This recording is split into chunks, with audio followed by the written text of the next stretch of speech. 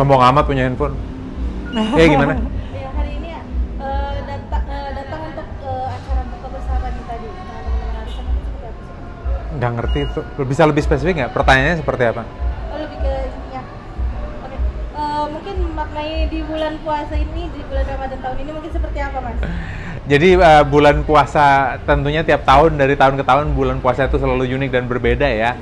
Jadi kita merayakannya tiap momen berbuka itu dengan berbagai orang baru dari tahun-tahun sebelumnya, karena yang tadi kita rayakan buka puasa itu orang-orang yang tahun lalu belum ada dalam kehidupan kita gitu. Jadi itu sih, jadi disyukuri aja, dikasih keberkahan umur panjang gitu. Mungkin di tahun ini ada yang berbeda nggak sih ini dari tahun sebelumnya?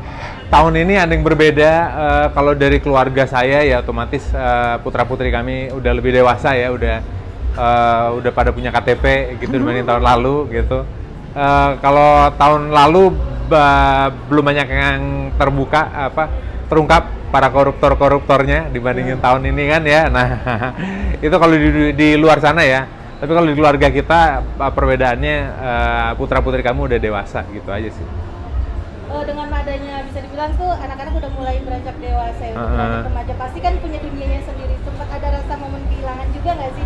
Oke. Setiap waktu. Ya, oke. Jadi kalau dari usia ke usia itu mereka punya goal sendiri-sendiri ya.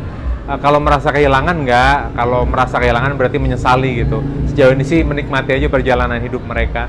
Dan otomatis namanya remaja, udah mulai remaja kan punya dunia mereka sendiri. Tapi memanfaatkan waktu untuk quality time dengan anak ini seperti apa nih? Oke, kalau memanfaatkan quality time dengan putra-putri, karena kan bahasa kasih putra-putri kami berbeda-beda ya. Oke. Bocor emang? Bocor. Iya, bocor. Ya daripada bocor mending cut dulu ya, nanti di insert apa kayak. Oke, putra-putri kami yang pertama kan bahasa kasihnya berbeda sama yang kedua. Jadi ya quality time mereka tentunya berbeda dari satu sama lain gitu.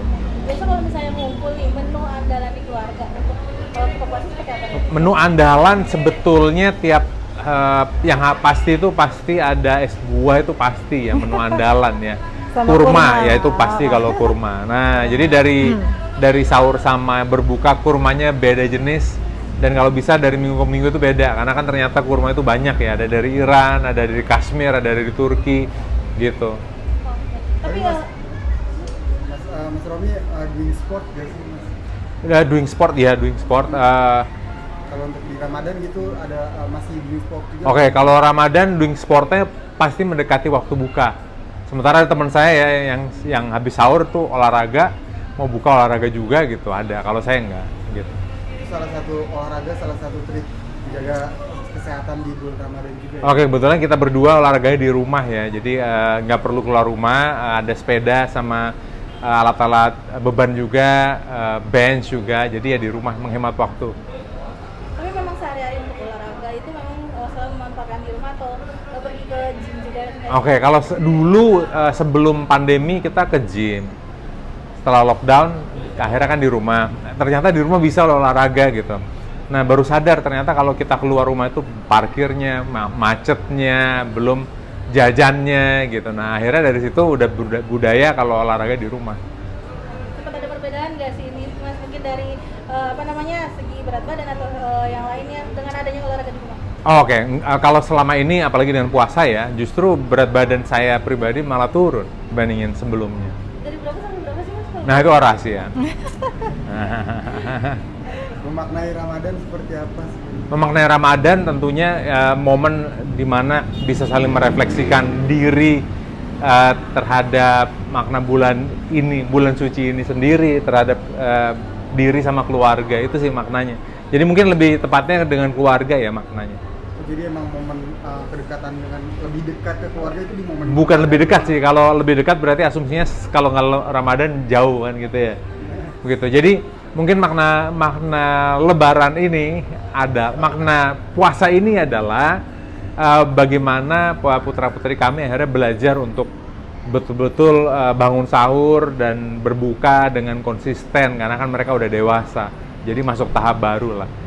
Tapi diberi target gak sih ke anak-anak kalau dalam puasa gitu? Enggak pernah diberi target. Mereka sadar sendiri. Sadar sendiri. Biasanya kan sebagai orang tua kita ngasih THR kan. Oh iya. Kalau itu udah otomatis ya Iya. dari tahun ke tahun. Tapi kalau puasa nggak pernah dimarahin ya, mereka puasa sendiri Iya.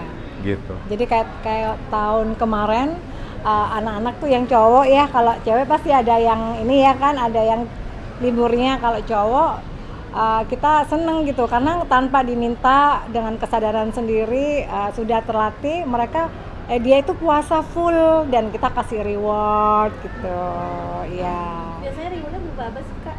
Karena mereka biar ini kadang-kadang hadiah Biar gitu semangat. kan, semangat gitu. Tapi kita nggak kasih tahu. Iya, kita Jadi nggak- mereka nggak nggak info. punya niatan rewardnya Iya. gitu. Berarti tidak membiasakan anak dengan reward ya? Iya, kayak gitu.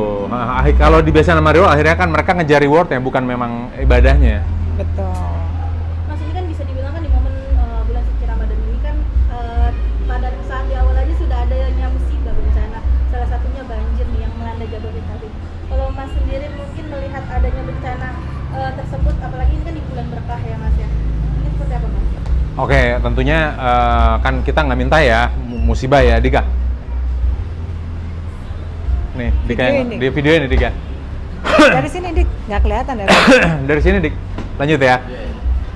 Oke, kalau saya pribadi menanggapi banyaknya musibah yang terjadi di saat Ramadan ya, namanya musibah itu kan rezeki, jodoh, kematian gitu. Musibah kan kita nggak tahu ya. Jadi ya menanggapinya ujung-ujungnya harus mengikhlaskan apapun yang sudah ditakdirkan begitu. Lalu kita lihat apa yang bisa dipelajari dari kejadian itu sih, begitu. Karena mau itu musibah, mau itu keberuntungan, semua itu adalah bentuk cobaan gitu. Karena kan keberuntungan itu juga cobaan gitu. Oh, masih inget nggak sama pencipta gitu? Itu sih.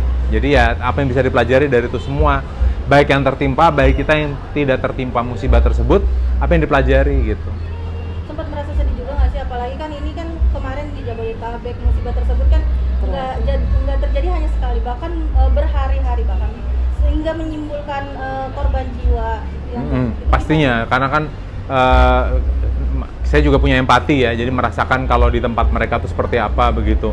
Nah jadi ya udah otomatis kalau saya pribadi, apalagi istriku ya yang punya empati itu, apalagi ini bulan Ramadan kan, ada yang banjir, ada yang kebakaran juga kan waktu itu ya begitu. Jadi ya udah otomatis merasakan kesedihan mereka gitu.